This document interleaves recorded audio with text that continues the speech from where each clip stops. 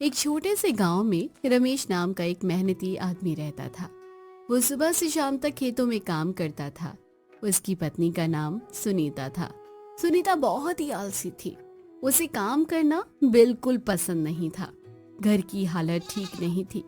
लेकिन रमेश हर दिन मेहनत करके किसी तरह घर चलाता था। वहीं दूसरी तरफ सुनीता दिन भर बस सोती रहती थी या फिर इधर उधर बैठकर समय बर्बाद करती थी। सुनीता, थोड़ा घर का काम कर लिया करो। मैं अकेला कितना करूं। मुझे बहुत थकान लगती है। तुम ही कर लो ना, मैं बाद में कर लूंगी। एक दिन रमेश बहुत थक हार कर घर आया। उसने देखा कि घर वैसा ही गंदा पड़ा है और खाना भी नहीं बना है। सुनीता, ये क्या है? क्या कर रही हो तुम? आज भी खाना नहीं बनाना? मैं पूरा दिन भूखा काम करके आया हूं, पता है तुम्हें? आज मन नहीं था, तुम बाहर से कुछ ले आओ। ये सुनकर रमेश को बहुत गुस्सा आया, लेकिन उसने कुछ नहीं कहा। अगले दिन भी वही हाल था। धीरे धीरे घर की हालत और खराब होती जा रही थी। गांव के लोग भी अब बातें करने लगे थे। रमेश तो इतना मेहनती है, लेकिन उसकी पत्नी तो बिल्कुल कामचोर है। ऐसी पत्नी हो तो घर कैसे चलेगा। ये सब बातें रमेश के कानों तक भी पहुंचने लगी। वो अंदर ही अंदर बहुत दुखी रहने लगा। एक दिन रमेश ने फैसला किया कि अब कुछ बदलना पड़ेगा, नहीं तो सब कुछ बर्बाद हो जाएगा। अगली सुबह रमेश जल्दी उठा। उसने मन ही मन एक योजना बनाई। आज वो सुनीता को सबक सिखाना चाहता था, लेकिन बिना लड़ाई झगड़े के। रमेश ने उस दिन जानबूझकर खेत पर जाने से मना कर दिया और घर पर बैठ गया। आज खेत नहीं जाओगे क्या? नहीं, आज मैं भी आराम करूंगा। रोज रोज काम करके थक गया हूं मैं भी। सुनीता को ये सुनकर थोड़ा अजीब लगा, लेकिन उसने सोचा कि चलो अच्छा है, आज दोनों आराम करेंगे। कुछ देर बाद घर में भूख लगने लगी, लेकिन खाना बनाने वाला कोई नहीं था। रमेश, कुछ बना लो ना, मुझे भूख लग रही है। मुझे भी थकान है, तुम बना लो ना। अब सुनीता के पास कोई जवाब नहीं था। उसने पहली बार महसूस किया कि जब कोई काम नहीं करता तो कितनी परेशानी होती है। लेकिन फिर भी उसने आलस दिखाया और चुपचाप बैठी रही। पूरा दिन ऐसे ही निकल गया था। न खाना बना, न कोई काम हुआ। दोनों भूखे ही रहे।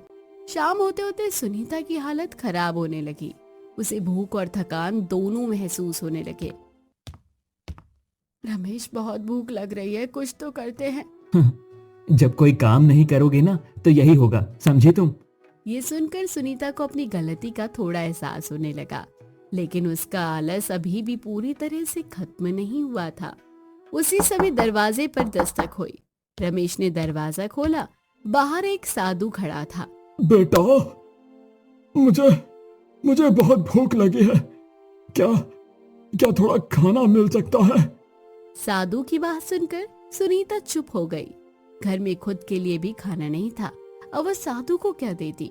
हमारे पास कुछ भी नहीं है।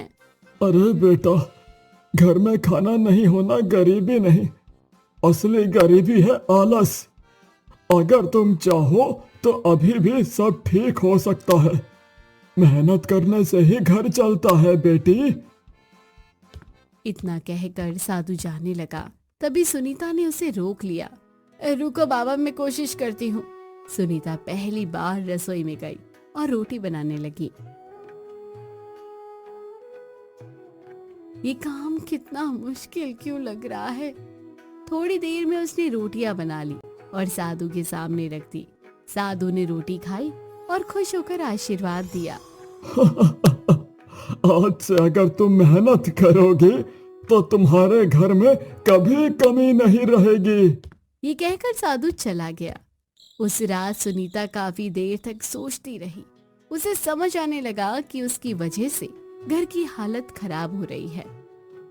अगर मैं ऐसे ही रही तो एक दिन सब खत्म हो जाएगा।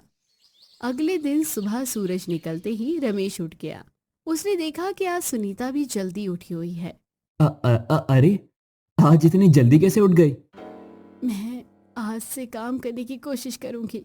सुनीता रसोई में गई और झाड़ू लगाने लगी, लेकिन थोड़ी देर में ही वो थक गई। इतना काम रोज कैसे करते हैं लोग।